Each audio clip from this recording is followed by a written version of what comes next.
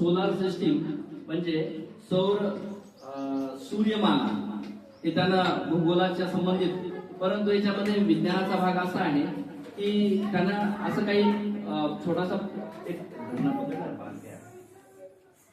हा जो आहे ना हा सूर्य आहे आणि हे 8ही त्याचे प्लॅनेट आहे. जेव्हा हे फिरणार ना तर ह्या सूर्याच्या भोवती हे सर्व ग्रह फिरतात असं त्यांना दाखवलेलं आहे ना.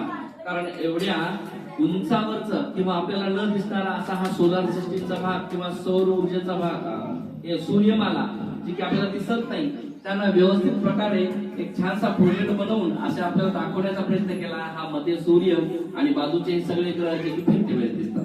धन्यवाद. याला टाळ्या वाजवायच्या.